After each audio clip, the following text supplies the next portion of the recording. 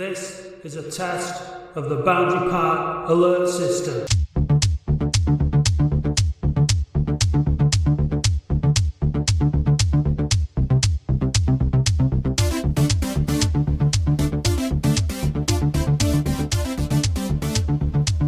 Hello and welcome to episode 10 of the Boundary Park Alert System with me, Matt Dean. Coming up this week, we've got a chat with former Latics midfielder Tony Cars, who you'll recall played in the 2002-2003 playoff squad under Ian Dowie. Tony shares his thoughts on how the game and the dressing room has changed since his time as a player compared to today, and his current position in the coaching side of the game at Blackburn Rovers. Tony also shares his views on the current situation at Oldham, alongside some interesting and amusing stories from the unique man management style relationship that he enjoyed with former Latics manager Mick Wadsworth. Statman Thomas Berry gives us his preview of Saturday's game against Exeter City, but before that, myself, Adam and Dan from Push the Boundary unpack that shambles of a performance against Scunthorpe on Saturday. Right, I've hit record. I don't want to waste any of the vitriol, any of the anger. Don't want to waste any of that emotion by not being on record. I thought it couldn't affect me. I thought I was used to it, but that was just piss poor, wasn't it? I mean, that was just embarrassing. That was horrendously poor. I've learned over the years to deal with the disappointment of a poor Latics display. It's very rare that I switch off a game or leave a game coming out as angry and pissed off as I am today. Really, that was really, really bad. Why is it, Adam, that Scunthorpe lose 8 games on the bounce? You know, they've not won away from home since they beat us on New Year's Day.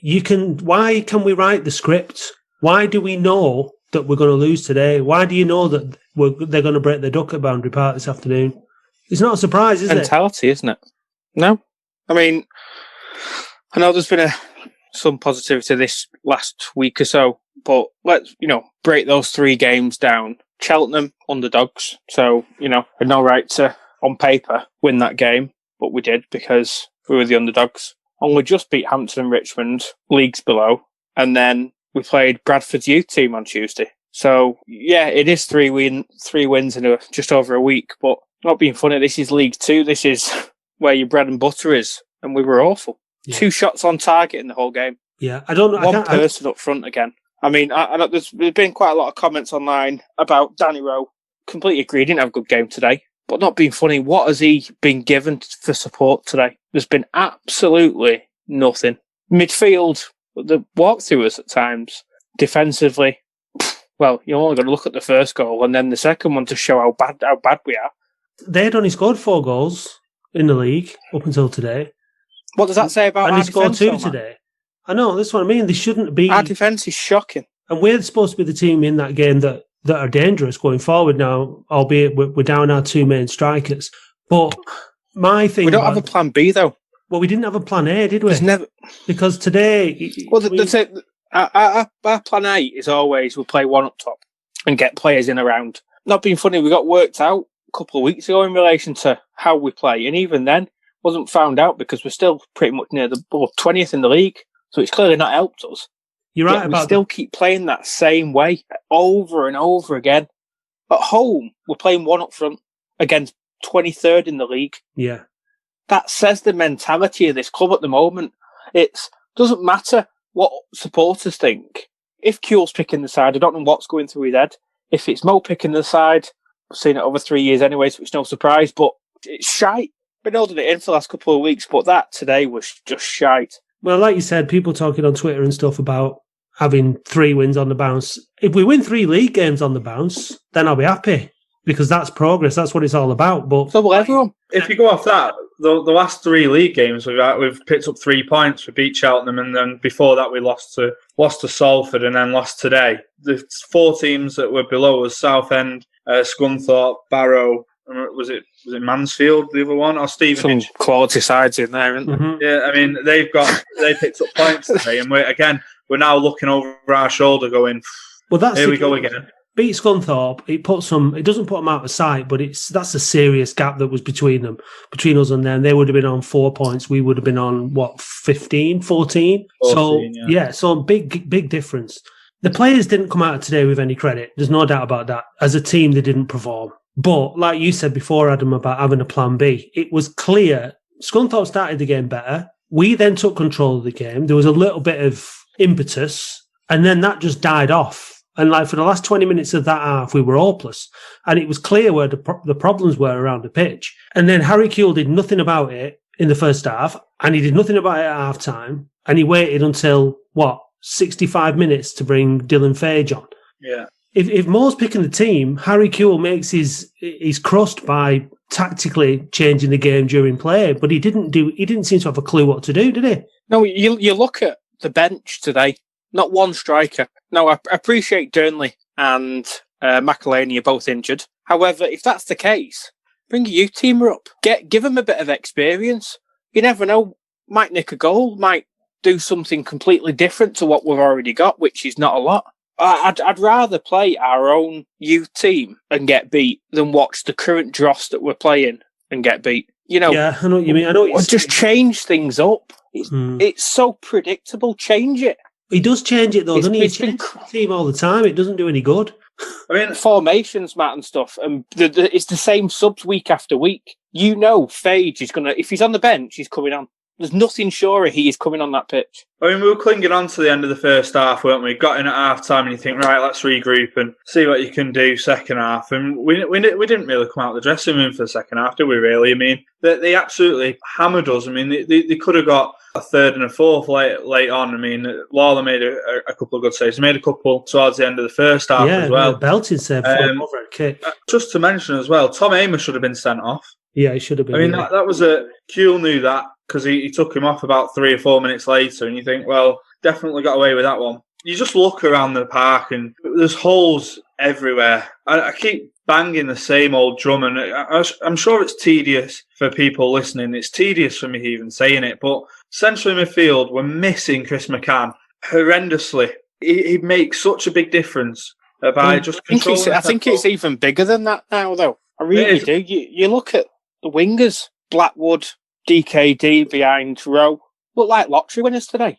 Raffle winners, sorry. They literally look like they'd won a raffle to play in that game. And then dare go on to the back line. We've not kept a clean sheet all season. Well, David Wheater training with the youth team, training with the first team. Is he back from lifting his dog yet? God knows. That whatever's happened between David Wheater and the club has got to be put to one side, because seriously dicing with the potential of being a non-league team next season. And I said it from early doors this season. A couple of wins has taken the pressure off that and the heat off that. But this result, combined with the fixtures to come, and again, you're still scratching around looking for two worst teams. I should imagine Southend will be one. Where the second one is, I am not too sure, because if we're looking at teams like Scunthorpe, then again, I think it's going to be pretty tight between ourselves and them down at the bottom. And they obviously haven't got going yet, have they? I think they've got more. They've got a bigger squad than we have. They've probably got more to go at over the course of a season than we have. Today will do them untold good. There were individuals on the pitch that were trying hard and were having a go today, but there wasn't a sense of a team collectively knowing what they were doing and collectively fighting for each other. It was just like individual performances here and there. I kept finding myself saying, fucking hell, take him off, he's having a shit game. And then I realised there wasn't enough subs to fill all the positions that all the players that I was slagging. It comes to a point where you like you said, you look at the quality or the lack of that we've got amongst the squad, and you just fear for games coming up, especially when we're playing at Boundary Park, because I think it's 4 points out of 7 home games. Now, that's absolutely dreadful. It's desperate, isn't it? Already, we're 12 games in and we've got 11 points. Not even a point a game. I mean, we're the second highest goals conceded in the league. You don't need a tactical analyst or anyone to tell you that that's shocking. I'm going to throw something out there. How long, given the how quickly this current regime seems to get rid of managers, head coaches, how long has Harry Kewell got left here? Well, I think if it had been another manager, he'd be gone by now. I agree. That's the way it seems. Now, we all get dismayed about the fact that they get rid of managers too quickly. The problem is that the managers that they're bringing in are of a lower quality every time. So they've had the managers that were good. They've brought in the right people. The club's obviously saying that I think it was Carl that had come out this week and said people are still applying. Did he say something along the lines of people are still applying for the role? No, but it was about the players, wasn't it, Adam? About that we still got players still want to sign for us, or why have we got a team? That's because there's more professional footballers out there than there is teams that can have them. It doesn't mean that they're good enough. It's like Dan said, you're banging the same drum week after week, yet the club can't see the issues. Kewell came out on Tuesday and said we're building momentum. Instead of saying, listen, we need to keep our feet on the ground, we've played a pub side and a youth team. Let's not get excited. Let's pick up a win against Scunthorpe. It's going to be the biggest game of our season up to now, because it is. And let's see what we get there, and then we can start commenting on how well we're playing. Today was crucial. If you look at the next... Of course it was. The next few fixtures, I mean, we travel to Exeter next week, and then Barrow in midweek, and then on to Bradford. And 3 away games in a week is going to be tough for any team in any position, let alone ours. And we're staring down the barrel a bit going into those 2 away league games, needing at least 1 win out of the 2. You know, what one person I would say tried today, and that was Bahambula, tried to do something different. First half, for me, was superb, but there was no quality around him to support what he was trying to do. He certainly didn't hide, did he? I mean, he wanted the ball from minute 1 to minute 90, and they're the kind of players that you need. On the flip side of that, Dan, Blackwood's body language was absolutely abysmal today. Chalk and cheese compared to Bahambula and Blackwood. Just because of the way you're mentioning that there, it was so obvious. I watched him a few times when he was like in and around, losing possession, shrugging, and got just so negative. Yeah, it was. And that first half, Bahambula on the left was effective. He was doing his job. And then second half, he comes out and he's on the right-hand side. Bahambula provided nothing that second half. And, you know, I mean, going back to that. I am having a rant, but going back to that, it just feels desperate. Going back to that, their left winger, Isa, had Hamer every which way, first half and second. And Scunthorpe's right-hand side of midfield, Gilead, barely touched the ball. But again, you didn't see Scunthorpe thinking, oh, well, let's get Isa onto the other side then and change it up to see if we can get anything more out of Gilead. Then they just thought, right, well, if we're getting quite a lot of joy down the left, let's keep going down the left. And It happened time after time after time. But again, with Bahambula, as Adam said before, if he's having a good game on the left-hand side, and he got in 2 or 3 times, he had a shot on target, he put a ball across the box that no one got to, he had a couple of crosses blocked after he'd beaten a couple of men. He's getting so much joy down there, and then comes out on the right-hand side for the second half. Yeah, what is going on? Doesn't make any sense, does it, really? Not when you consider the problems that were actually there on the pitch in terms of who wasn't playing well and what needed to be changed. That's the move. It does beg a belief, really, doesn't it? So yeah, I think from a fan's point of view, the reason why we're all so disheartened can be summed up very simply. We don't have faith in the owner. We don't have faith in the sporting director. We don't have faith in the head coach, and we don't have faith in the players that we've got on the pitch. And even if we had faith in one of those, that would be something. But we don't have faith in any of them, do we? Philip Murray's in his podcast last week saying, I was told not to come by players at the club, and he still went. So surely, players of any quality are going to avoid us. So where are we getting that? Unless we're getting academy players who are going to drag us through, which I can't see. Unless they're the sort of players that we're going to be bringing in, who are we going to bring in? Who is generally going to join us? So something I want to touch on as well. I mean, like there's now this wage cap or salary cap, isn't there? It's 1.5 million for a League Two side. If you look at the top end of our division, I cannot believe that teams like Newport, Cheltenham, Carlisle, Crawley, Morecambe, they're in the top 10. How they'd have a budget, if it's any bigger than ours, it's not going to be substantially bigger than ours. And yet they've got a unit together. They seemingly trust in each other. They get the support of everybody around them and give it a real good go. I mean, we're talking like Newport, top 25 points from 11 games. The gulf between that and what a club like Oldham are looking at this moment in time is absolutely massive, on and off the field, may I add. Coming up in the next half of this podcast is the chat that we had with Tony Cars earlier on in the week. And obviously, Tony was at Latics from 2000 to 2003, one of the 2 playoff campaigns that we've had since we were relegated out of the Premier League, which is depressing, but it's a fact. And he played under Richie, Wadsworth and Dowie. He's got some interesting thoughts on, from a footballer's point of view, why we are where we are and what makes a club stable, what makes a dressing room stable. It's all the opposite of what we've got now. What we've got now is the club has no identity. And what that means is everything that made it what it was has gone. And all we've got is this transient progression of managers, of players coming through the club, of staff, backroom staff. Nothing is what it was, and it's not being replaced with anything better.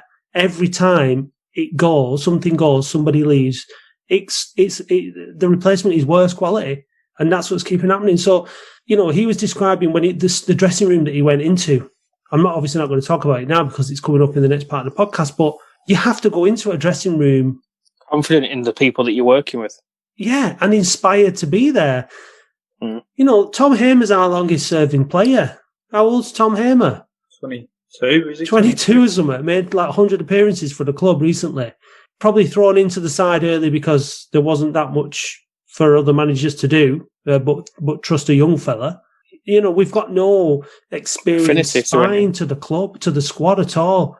And every time we do have experienced players, they get binned off over politics, over ego, not over footballing ability. And it's beyond a joke now, isn't it? What made me laugh or scoff the other day was they did an interview with Tom Hamer after his 100 appearances. I think it was BBC Radio Manchester. And he mentioned about players that had helped him get to the stage that he was at in his career. And he mentioned Dan Gardner, Anthony Gerrard, Craig Davis, Peter Clark. How many of those 4 have fallen out with the owners and ended up leaving with words or bad words to say about the club? And again, you're talking about reputation and what Adam said earlier about Philippe Murray on the podcast that he did with Mark Isles at Bolton. Words getting around and it can't go on. Our reputation is on the floor from in the game when it comes to players, when it comes to managers. Only desperate people are going to take the job from this point forward. We've had people coming into the club, people like Pete Wild, fan, would take that job all day long, except when he had the opportunity to take it full time, he wouldn't. So that tells you everything you need to know. Frankie Bunn, affiliation with the club. Wellings had an affiliation with the club. Andy Rhodes had with Bunn Andy Rhodes. As well. And look what happened to him. But the point is that imagine you're coming into a club. I mean, you can imagine this easily because the club means as much to you lads as it means to me. Imagine coming into a club that you've had the best days of your footballing life at, where you've made loads of lifelong friends, and the club means a lot to you, and you can see day to day what the owner is doing, crushing the soul and the spirit of the club that you love. Must be very, very hard to work under those conditions, if at all. I feel sorry for anyone who's an Oldham fan who's working there at the moment, pure because of how it's been. And obviously, supporters aren't happy. I mean, we've lost a staff member this week, haven't we? The pitch has been great. And now the groundsman, Ed Groundsman's gone. Paul Flynn, yeah. He's done a cracking job, hasn't he? Yeah. Rumours abound that it's not just that he got offered a better job somewhere else, read into that. He was one of very few positives out of the last 3 years under Abdallah, wasn't he, really? Scratching around for other positives, and I do really, really struggle. He was popular, though, Paul, because of what he put out on social media off his own back. He was the most popular Latics staff member on social media because he just went about it like he went about his job in a professional way. It's arguable that there are other people affiliated with the club on social media that aren't going about it in that way at the moment. So it's a shame that Paul's left. Yeah, it's difficult now, isn't it? In terms of this conversation, because we've said it all, haven't we? We've said it all week after week. We're getting proven right. A win here. You don't want to be, though, do you? No, but you don't want to be proved right. I know, but it is what it is. We're not going to be proven wrong. The squad's not good enough. There's not enough depth to it. The manager, there's no reason to think that the manager has what it takes because he's never proven it before. In fairness to what Philip Murray said on that Bolton podcast, he had a bit of credit for Harry Kewell. He was singing his praises, but that doesn't mean he can do it at Oldham at this level. It takes a certain type of manager. There's plenty of managers that float around the lower leagues and do well, but never ply their trade higher up. And there's a reason for that, because they're suited to that level of management. Some managers suit a certain level, certain types of clubs, and some don't. My feeling is that Harry Kewell is trying to get his foot in the door at lower leagues, but it's not going to suit him because he's not a lower league manager. It's worrying to see if Kewell goes, who's going to be brought in, isn't it? He's already there, Adam. Well, that's the idea that, or the logic that a lot of people have put out there. So you go around to the same thing. It's literally pointless changing the head coach or manager for me, because it's the same outcome. Everything's the same outcome. I don't think it's pointless, because whoever is on the sidelines over the 90 minutes gets to make the decisions that maybe make or break, win your points, lose your points.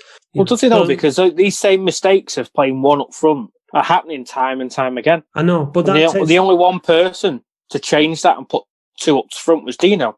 No, I agree that fundamentally we need to get rid of Mo as the sporting director, because he's the man recruiting the players, and he's the man having an influence on team selection. So, but we already know that that's not going to happen as long as Abdallah's in charge. This is a test of the Boundary Park alert system. In talking about going forward and things that need to change and stuff, like this week, I sat in one of your PTB workshops, and nothing seems to be changing at the club in terms of the structure and what's happening. But from fans' point of view, from Push the Boundaries' point of view, from our point of view, we're going to keep working to try and change things, aren't we? Someone texted me today on Twitter saying, how's the positivity going, Max? I was trying to be positive about stuff. In the short term, and in terms of what's happening on the pitch, I'm not positive whatsoever.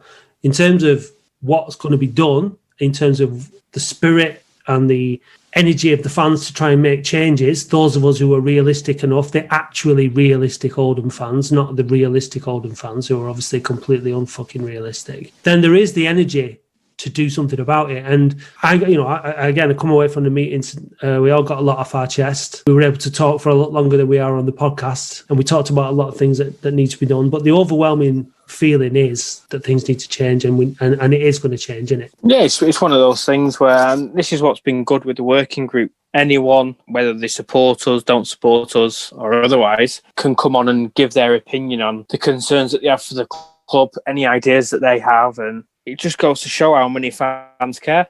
The ideas that have been coming through, the suggestions, have been fantastic. As we've always said, Push the Boundary is run by four of us, but it's what everyone else wants as supporters that we work with. Everything that's come from since we've started has always been about what supporters want, and we'll continue to do it that way.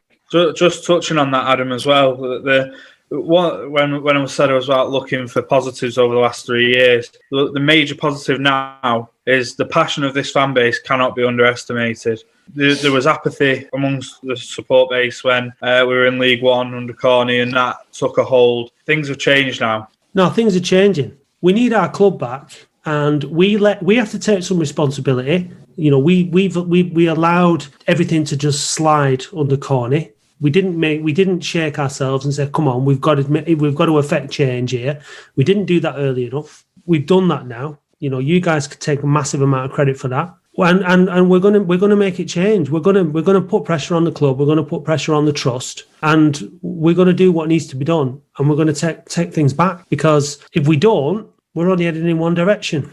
That's it. Everyone's got to be working towards the same goal. That same goal is safeguarding the club in the Football League, making sure that my kids, their kids, are there to support this club in the future. Because at the moment, with City, United down the road, and us not winning, it's hard. We need to try and change that mentality and get supporters through the door. But there's got to be change at the club for that to happen. And until that happens, as everyone said, obviously, on this podcast, it's going to be a constant downward spiral. We've got to tell the club, and we've got to tell the trust, as a fan group, as fans, what we want from this experience, what we demand. And we have to raise the bar, and we have to say, this is what we want. This is our club. We're the ones that are going to go. We're the ones that are going to bring our kids and our grandkids to these games. Give us what we want. Don't give us what you think we want or what you want. Give us what we want. And so that's how we have to go about it. We have to go about saying, as a fan base, we want this, and this. And that's what I mean by putting pressure on the club and on the trust to deliver the kind of trust and the kind of club that we want. Because when you provide a service, or when you're a business, you meet the needs of your customers, you meet the needs of your investors. That's who we are. So meet our needs. It's not being done. It's very, very, very simple. So listen to Push the Boundary when they are gathering information on behalf of 1,000, 1,200, 1,400, 1,500, 2,000 supporters, because we're going to start putting more and more effort into getting more and more feedback from more and more people. That's what's going to happen. And the club and the trust are going to have to listen to it. And if they don't, well, it's going to be difficult, isn't it? It's going to be tough. But we're not going to give up. Push the Boundary are not going to give up. The fans aren't going to give up. And all I can say to people that are listening now is keep listening, keep emailing Push the Boundary, keep getting involved, because this is only going one way. And that's, we're going to be getting more and more and more and more involved. And we're going to be getting more and more momentum. And we're going to try harder and harder to affect change for our town and our football club. And we're not going to stop until that happens.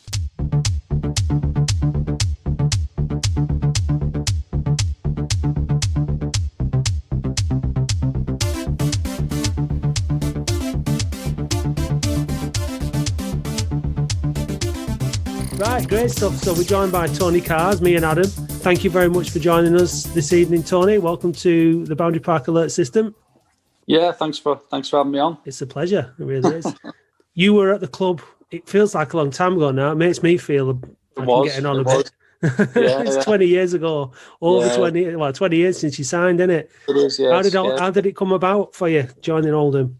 I was at Carlisle at the time, and I knew towards the end of the season at Chesterfield that Oldham Andy Ritchie had an eye on me type of thing, and then I signed for Carlisle. They wanted me to sign a 2-year deal at Carlisle, but I insisted on like a month to month at that time, which you could do back then, knowing of Oldham's obvious their interest. So it was just waiting for that to drop really, and it was sort of beginning of October when they were aware when my month was up and stuff like that, and we started talking then about what they could and couldn't offer me in terms of contract and stuff like that. And I came down on the Friday, spoke to Andy Ritchie. I was sat in the lounge with David Ayres, who was sort of queuing up to go in, and then had a conversation. That was it. Signed, played next day, and up and running. So yeah, not bad company there, was there?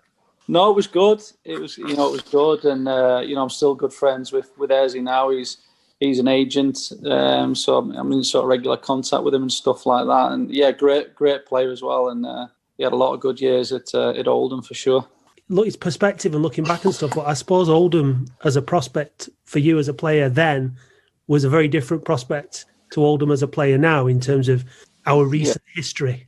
Yeah, definitely. I think obviously back at the time when I signed, Oldham, a really good reputation of not just being a club that had been in the Premier League and a good club, but a sort of family club as well, and a real community spirit in the town. Everyone supported the local team, and apart from the odd. You always get the odd City fan, United fan, unfortunately. But it was a real good feel around the place, and come to the stadium. It was I always really enjoyed playing there. Do you know what I mean? I had a good feel about it and stuff like that, and just the reputation of Andy Ritchie, some of the other players, John Sheridan and players like that in the squad. You're going into a team who were going to try and play football, and like I say, with just the reputation that it had, I think now, it's very different. Over the last few years. Lots and lots of managers, which most clubs who go down that line tend to struggle. They've dropped down into League Two and they found it tough in there. I think a lot of staff have left, players come and go, fans have gone, a lot of them, unfortunately, and it's difficult to I suppose for a lot of supporters to identify with the club now with the different elements of it. And again, no matter what club you are, or how many times you change managers, you've got to win games and you've got to build belief and build enthusiasm and build a passion. And in terms of the fans, that feeds off what's happening on the pitch and obviously what happens in terms of communication from the club. So back then, even though we're only a league above where they are now, it certainly feels like a much different prospect to sort of going in there at the moment, which is difficult for everyone, I think. As we say, it's 20 years ago now since you joined us. Seems like a very short time ago, but when you put it like that, it's mad, isn't it? But obviously, for people who didn't see you, paint a picture of what sort of player you were. And I was always quite strong off my left foot, technically, in that as a younger player. Everyone would have said, really good left foot growing up. I always grew up playing centre mid, but then once I went into clubs at Bradford and stuff like that, because I had a good left foot, you end up left of a 4-4-2. Standard, in it. Anyone with a good left foot, get out there. Yeah. And it was only when I went to Chesterfield, really, and they played 3-5-2, that I got back into that central position. Played a bit of wing back. I was always very I had a lot of stamina. I was very good at cross country and that through school. You know, people say I could run all day, box to box, would get about the pitch and stuff. Competitive, like to put my foot in and tackle, and you know, I played to win. A bit of an all-round midfield player, really, which probably the one thing I would say looking back on my career is that I should have definitely scored a lot more goals. I look back, I go over some of the chances that I had and sleepless nights 20 years later. People always said to me, if I didn't have the injuries that I had at the time, that I'd have played at sort of championship level, which I believe I would have done. And I sort of value now the staying fit more than I did as a player. When I was injured all through my playing career, I would always think in my mind, I'll get back to where I was, because I'd work hard. I was always in the gym anyway, even when I was fit. So I always got back fit and got back playing. But what I didn't value at the time, I really understand, was the amount of actual football practice I was missing. I've been coaching for 13, 14 years. So when I look back on my career, I probably missed in 12, 13 years. I bet I missed 5 years on the grass training. So in terms of the development element of that is massive, really. So not only the fitness that I would have got from not having the injuries, but also the improvement in the game. As much as hard work is obviously essential to make it to the level of football you made it to and above, luck is obviously massively important, isn't it? You need a good slice of luck. Careers are made or lost very, very quickly, and it must be very hard for professionals that struggle with injuries or that have an injury that ends their career or whatever. And you're dealing with, is it Blackburn's youth academy that you're coaching now? Yeah. So I'm head of coaching, and I sort of oversee the whole program. Yeah. So obviously that experience that you've had as a player is invaluable to coaching the lads mentally as much as the footballing and physical ability. Yeah, it is definitely, and I think it's probably the most important thing, because you talk about potential, but depending on what you've got in your heart and in your mind in terms of that desire, determination, resilience, them factors ultimately determine what your potential is. Because you can have all the ability in the world, but if you haven't got them things, then really how much potential have you got? Luck plays a huge part, without a doubt. You know, you mentioned luck, and people say you make your own luck, but I think you can only do as much as you can when you can. I think you do need. I see some players now playing the championship, and I think, wow, how are you playing the championship? But they're there, you know, you can't take it away from them. They're there, whether you call it merit, luck, or whatever.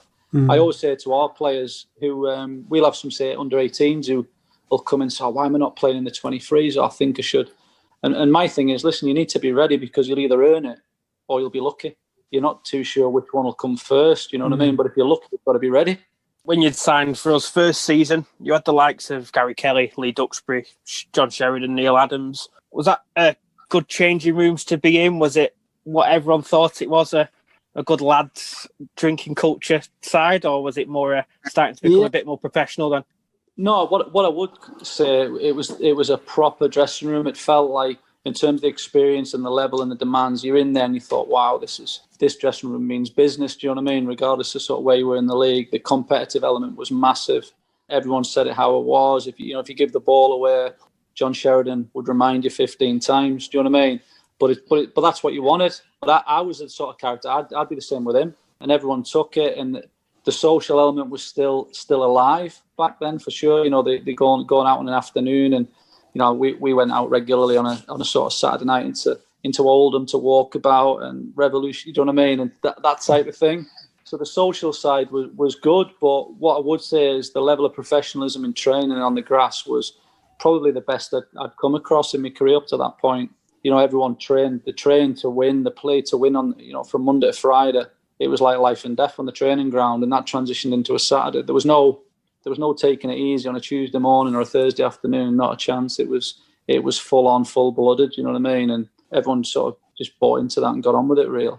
How different is it now? You know, that kind of the social, obviously it's got less and less from the 70s, 80s, 90s, you know, it's changed, but is it significantly different now, especially in terms of like the younger lads that you're bringing through and how their dressing rooms are and all that kind of stuff? Is it similar or is it much different? No, I think it's massively different. I think at first team level now as well, you know, the level of athleticism in the game, you know, the sports science element that's coming probably in the last 10 years has sort of re-educated everybody and sort of refocused everyone. I think the game's getting quicker and stuff like that. Lads come back now. I mean, I remember pre-season, you'd have Gary Kelly, Sean Garnett, they'd all be wearing black bin bags trying to sweat a few stone off, not a few pounds, you know what I mean? Trying to get a couple of stone off them, but nowadays they come back pre-season like athletes. Do you know what I mean? They look after their bodies and that. And I think the rewards at the minute in football are that high as well that no one wants to dip out of it. No one wants to be out of shape and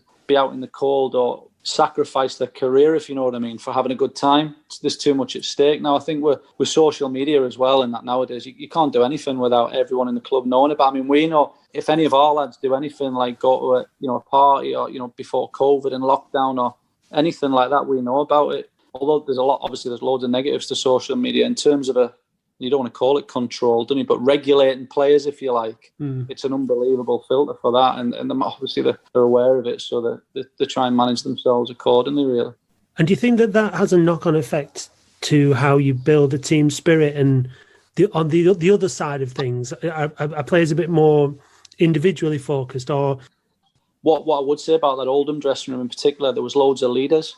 All them players you mentioned, there were leaders: Sean Garnett, David Ayres, Duxbury, Sheridan, Kelly, Carlo Corras, and they're all leaders, strong characters. And the players coming through now are definitely quieter. They're more introvert. They're not as possibly resilient. They're a bit more. They take criticism as well. Well, 20 years ago in that dressing room, if you didn't take criticism well, you ain't going to last very long. So I think they're a different breed, a different type based on sort of culture now in society, really. And we're trying to, how do you develop leadership in those type of players? Do you know what I mean? That's the challenge, really. Because obviously the game's always going to change, and it does get better on the pitch as a product, if you want to call it that, which is a horrible way of putting it. But as a spectacle is probably a better way of putting it. And I've forgotten the question. I had a question lined up the whole time that you were talking through that. I was like, this is a good question. That's it. It was about what you were saying about dressing room character and building camaraderie and all that kind of stuff. And it just made me think about the turnover of players at Oldham. And I know that at the lower league level, it does happen a bit more often in terms of contracts and things like that. But do you think that's one of the reasons why we've been struggling for so long, is because we just don't keep older players long enough and there isn't time to develop that spirit in the dressing room? Yeah, I think that's definitely a part of it. I think like you say, when you have a turnover of players a lot, it's hard to build trust in each other. I think it's a big thing. You've got to trust who you're playing with, that they're going to do what needs to be done in the moment and they're going to have your back, type of thing. I think it's difficult when players turn over all the time. Obviously, when managers turn over as well, that doesn't help.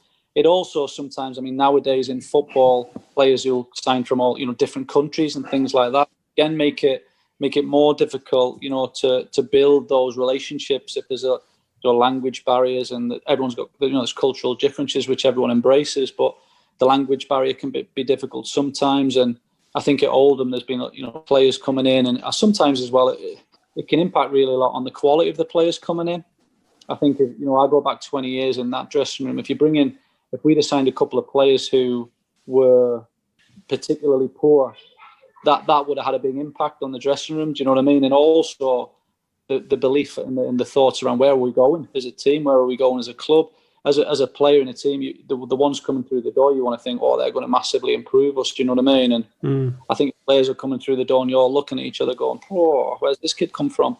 It doesn't build great enthusiasm. Do you know what I mean? So a combination of a big high turnover of players, people will question the quality of some. There's been some good, there's been some poor. That impacts the dressing room. The other thing is not keeping your best players.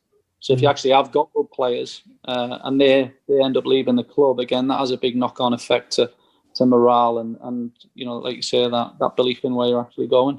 There's a huge amount of psychology involved in all that you've just described there, isn't there? It's a lot more than just ability and about your individual desire to train and work and all that. There's managing a large number of people like that, not just from the playing side of things, but from the whole club point of view. There's like you were saying right at the beginning about the family feel and the mentality and the psychology. Like once that's all in the flow, then it's great. But I guess once it's lost, it's really, really hard to get back again.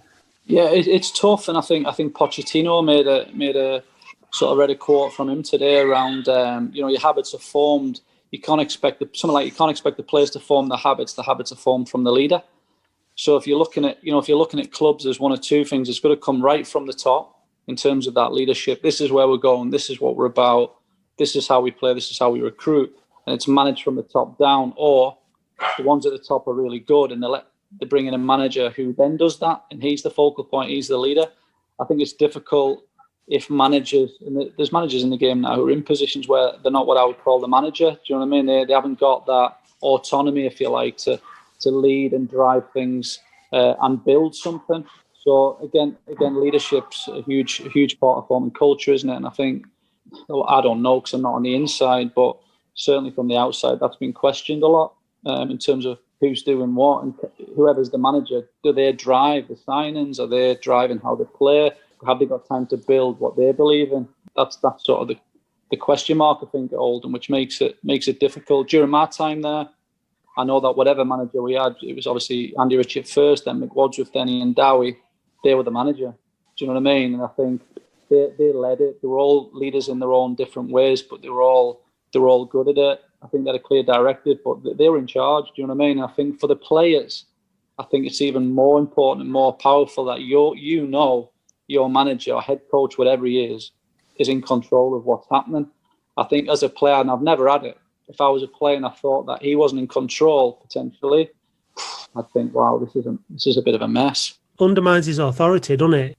It doesn't work. Whatever clubs, there's loads of different clubs, sort of different managers.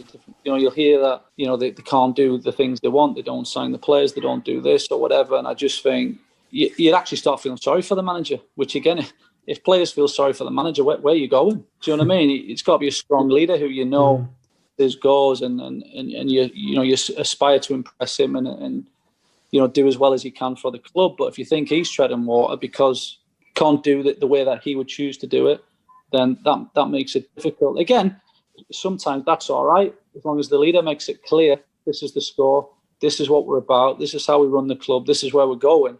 And then at least everyone knows. I think, there's been a lot under Paul Scholes and different, I know Frankie Bourne and other managers who've gone in and have found it particularly difficult at Oldham.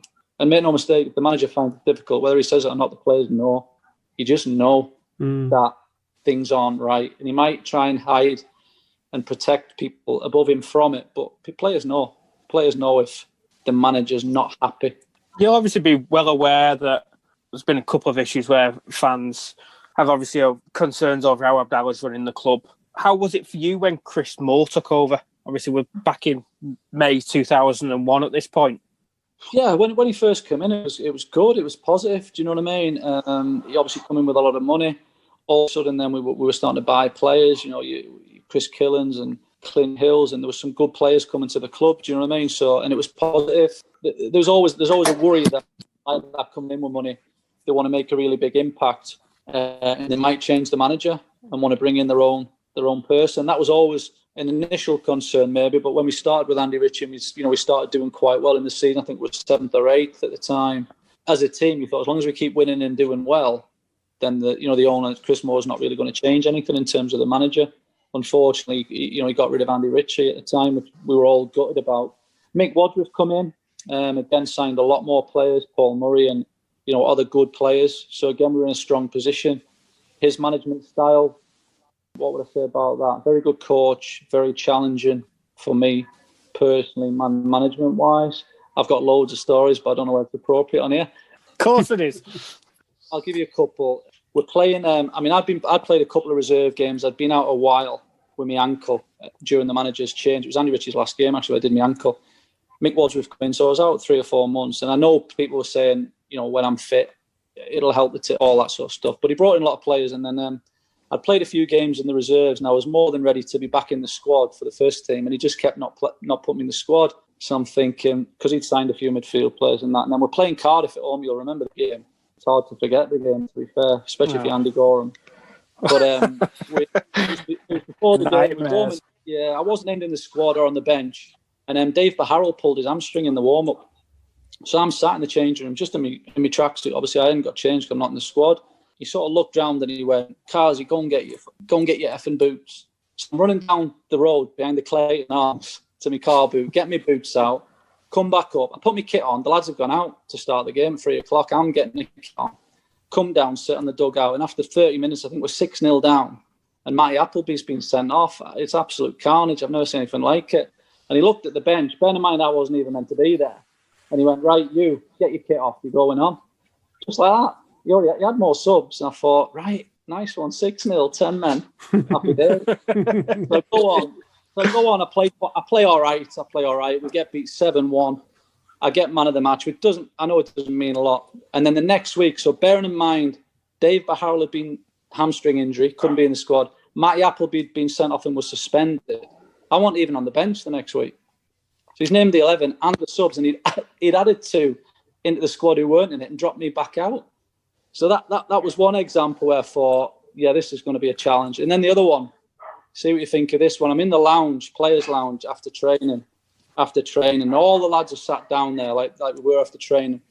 And he comes in, Mick, from the dressing room area. And he comes right up to me and he went, we're all in our normal clothes. We'd had a shower and that. He went, what shirt are you wearing? And I went, you what? He said, what shirt are you wearing? I said, what do you mean? He said, what make is it? What make is it? I thought, he's being a knob here, like. I went, don't know really. I think it's River Island or something. And he says to me, oh, ask me what mine is. All the lads were aware, obviously looking at this conversation. He went, I go on, what's yours? And he went, Hugo Boss. I went, all right, nice one. He said, what about your jeans? And I'm laughing at him. I probably want to knock him out. I'm laughing thinking, River Island or something like that.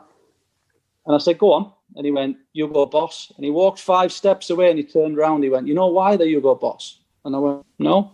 He went, because I am the fucking boss. And then just walked off. Do you know what I mean? And Wow. I looked at to be fair, all the lads, and he'd signed off of them. He'd signed off the players. When he went round the corner, there was a lot of sort of hand gestures and that you can imagine in comments about that type of thing. So it was challenging, but I got on all right with him. I didn't have any issue with him. The other one, which you'll like, we're doing crossing and finishing down at Chapel Road, and we're splitting 2 halves. So me and Ayres are on the left wing and one off, crossing and finishing. He's crossing balls in the other half. Mick Wadsworth, he liked himself as a bit of a technician, like. So he starts walking down with a bit of a limp or whatever it was, and he shouts to me and David Ayres, I've just been crossing balls like Beckham. And Ayres, he went, yeah, Victoria, like that. And he went, then Mick Wadsworth goes, what was that? Ayres, he goes, Kazi, you can't say that. That's bang out of order. Honestly, within 10 seconds, he's here, Mick Wadsworth, we're here. And he said, what did you say? What did you say? I'm like, I hadn't said anything. Again, I'd have loved to put one on him in that moment. And he said, what did you say? I said, anything. And Ayres, he's like, it'd gone too far. Like, Ayres, he couldn't pull it back. He couldn't say, oh, listen, Gaffer, sorry. He's like literally behind Wadsworth going, oh, fucking Jesus. He's thinking shit. So we're toe to toe, but that's like, it was unbelievable. But then, other than that, I'd gone all right with him. Then he went to Huddersfield as manager. The day after he got the Huddersfield job, I get a call through an agent saying he wants to sign me. I nearly fell off my chair. So I think it was a case of if I was his player, I'd been all right. But because I wasn't, and he was bringing in a lot of players, it was a challenge. And we moved to Ian Dowie, and Ian Dowie was brilliant in terms of being a leader, bringing everyone together. You know, we were swimming at Royton Baths at 8 on a Monday morning, putting shin pads on to do 5-a-side Monday morning, he's smashing into players. Then in the afternoon, we're up in a boxing gym in Shaw, you know, absolutely grafting for about an hour.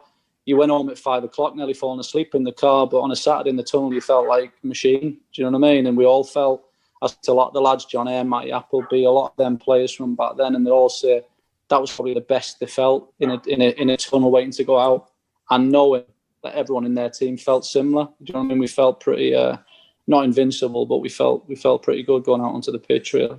It was like the right fit of everything probably at that moment, really. And we should have gone up that year, to be fair. I know it's all hypothetical, but if you think, I mean, obviously we remember the QPR defeats and it was gutting. And if we'd have made it up to the championship that year, how do you think that squad would have got on? And do you think everything that was going to happen with Chris Moore would have happened anyway? Or do you think that promotion things might have been different? Yeah, I think the squad would have done quite well. You know, had we gone up, we had a lot of young players as well, really, who were sort of developing and improving all the time. And obviously, the squad would have probably stayed together. I would have expected, and maybe had a couple of players. I think the Chris Moore thing. I think there was an awareness certainly in the team and the club that things were going a bit pear-shaped. Obviously, before QPR and towards the end of the season. Do you know what I mean? If my memory, in terms of the PFA, there was talk of administration and that type of thing. Do you know what I mean? So whether or not promotion would have put the brakes on that in terms of sort of Chris Moore's demise financially, I'm not too sure really. But it's I think in terms of the squad and the team and even looking if Chris Moore went and, you know, Simon Courtney and that group came in, had we been in the Championship, maybe the additional revenues from that might have they might have been in quite a strong position to sort of develop the team and move it forward as well. Do you know what I mean? I'd imagine we'd have got 10, 12,000, you know, with a good away following as well. So it might have been a bit more of a proposition for a takeover, really, had we gone up a league, you know. Like you said, there was some very good players. Who's the best player that you played with at that time at Latics? At Oldham, I'd probably say John Sheridan. Obviously, I played in centre midfield a lot with John Sheridan, and I'd go home on a night after a game, Saturday night, I'd be watching Match of the Day, and I'd be thinking, I'd just be shaking my head. I'm thinking, how's he run the game when he hasn't moved? And I've run about 12 mile. Do you know what I mean? I'm thinking, how does he keep getting on the ball? How does he never give it away? And he just don't move. He couldn't run or outmaneuver it, but his awareness and the quality of his touch off both feet was unbelievable. I mean, what he must have been like at 25. Wow. I'm glad I didn't have to play against him then, put it that way. But he was probably the best. You know, I could look at John Sheridan and he'd be on the ball. You'd have eye contact and he'd just know where he wanted you to move and he'd play the ball with the right weight. Do you know what I mean? Just real quality player. In fairness to you though, Tony, John Sheridan did need you to do all that 12 miles of running around him. And it would have been much easier if he was just stood there on his own, would he? So, you know. I kept telling him that. All the time, yeah. Yeah. You get spoiled when you get players like that. Since him, we've had Richie Wellings, similar kind of player, you know, and you really notice when they're not there, that midfield composure that can just pick a pass and just makes life easier for everybody else on the pitch. All the teams that you want to go watch have them sort of players. They have the ones who can take people out of the game 1v1, but they have that one who can just put the foot on it, keep it, and just see clever little passes and do a lot of the unnoticed stuff really, really well as well. How does your coaching compare to playing? I listened to a podcast recently with Ian Dowie, and he said he prefers the coaching side of it. And obviously, now you're head of the academy at Blackburn. Would you say that you prefer the coaching or the playing stuff? Oh no, definitely the playing. Just the game, you know. Even now in my role now, because I oversee all the other coaches and the teams, I even miss the coaching. So I'm not as hands-on coaching now. When I was at Huddersfield, sort of 4 or 5 years ago, I was the lead under-18s coach. So I'd be taking the team, doing all the training, all the games in the dugout, and you're proper hands-on. You know, you're 24/7 thinking about the team and the players. Whereas now I'm 24/7 thinking about 18 coaches. What are your ambitions going forward then, Tony, in terms of your career? I'm not at a crossroads, but it's sort of one or two directions really. I'd love the opportunity to jump across the first team. Frankie Bunn offered me the chance when he was manager at Oldham, but obviously the things you say, you know, me knowing what was going on behind the scenes and stuff like that, and the risk was massive to leave the role I was in to go into one that, you know, potentially could last a month. You know, it should have obviously lasted a lot longer for Frankie because he was actually doing well. But I'd love the chance to go into a first team environment. But I'm also looking longer term at, you know, there's a lot of sporting directors now and head of football operations and that type of thing where you sort of sit between the board and the manager. You know, you're that sort of leader, aren't you, who gives the clear philosophy all the way down and how you want to do things at first team level, at academy level and stuff like that. So long term. We could do one of them at Oldham. Oh no, we've got one. Oh no, we could do. No, we need a new one. No, we need one who knows what they're doing. That's what it is. Yeah. Sorry. Yeah. But no, certainly with my background in that, I think I'd be well equipped to have a good go at that type of role. But also, you know, the hands-on day-to-day coaching or managing, I'd love a crack at that at some point as well. There's a big debate in relation to a head coach and a manager role. Do you think there's much of a difference from obviously a coaching perspective? The biggest thing about it, if it's done properly, is that if you have a head of coach, then you have a head of director of football or head of operations. Basically, what you're doing is you have a club identity and a club philosophy then that the club believe in. So then you recruit a manager or you develop the manager you've got to deliver basically that, and then you recruit players based on knowing how you want to play. Now, if you're doing it right, the recruitment team or the head of football working with the manager would identify 3 or 4 players in any position, and then they'd present on the players to the manager. And then he would go and have a little look. He'd make a decision on which one he wants out of the 4 or 5. Do you know what I mean? And that's how it would work. And then if it doesn't work out with the manager, then obviously the head coach, he has to leave, and you recruit again in someone to deliver your philosophy. So if it's not done at all or it's done badly, what happens every time a manager comes, you can effectively wipe out half the playing staff because that manager doesn't want to play that way, and you get a real inconsistency, big turnover. But if the club has a way of doing it, then at least you're getting consistent like that. Then they've just got to build it. The academy can link in and try and develop players to play that way.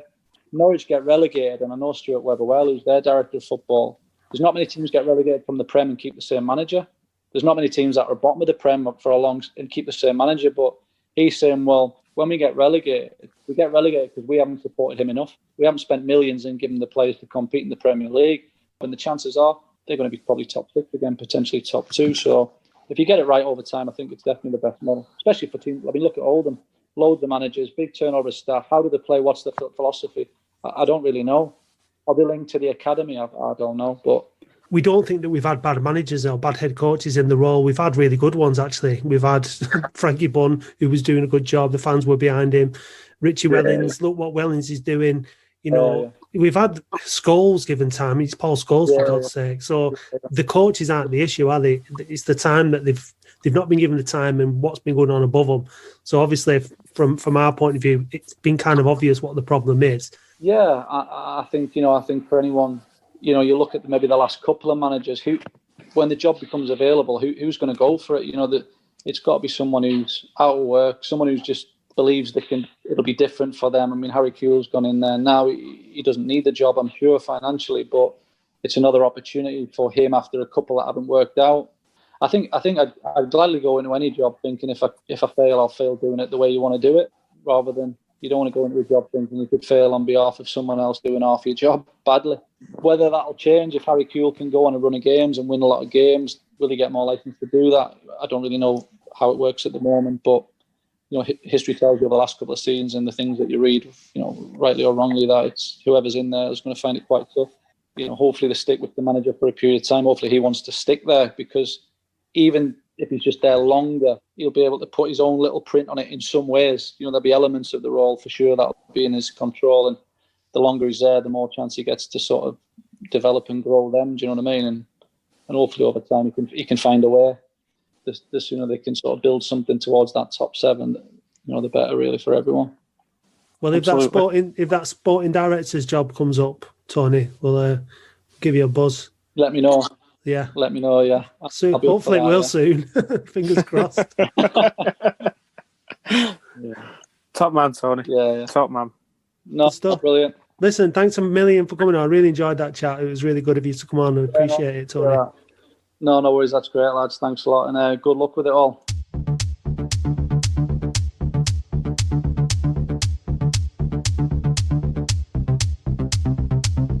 After this Saturday's disappointing 2-0 defeat to felon League 2 strugglers Scunthorpe, Oldham now have to face a side at the top of the table.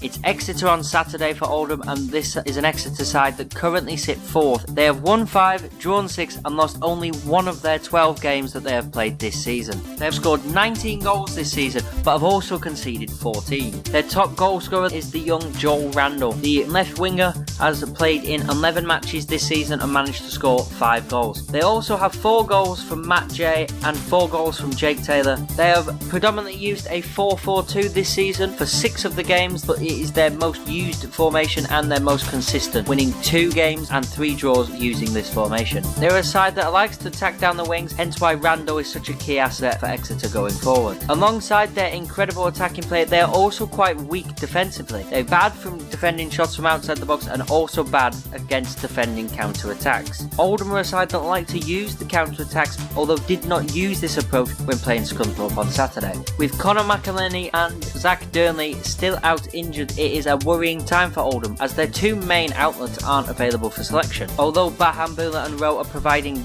moments of quality and really giving Oldham some hope, there's still yet to see them contribute to the levels that McElhenney and Durnley have been. Coming in off the back of a 2-2 draw with Bradford, Exeter are up and down in forms in terms of wins then draws, averaging 12.7 shots. Most of the shots come inside the penalty area. An average of 7.6 come from that area, and the remaining is 4 from outside the box, 1.1 from inside inside the 6-yard box. They have been averaging a possession of 52.7% and also a pass completion of 65.6%. They also win an average of 26.8 aerial duels per game, showing they are a good side for pace down the wings, but also a big side that are able to win aerial battles. With Exeter looking to close the gap on the teams at the top of the league and jump up a few places themselves, it will be a really tough battle for the Latics, and one which will be very interesting to watch to see if Oldham can come from their recent poor form and start to gain points and move up the table.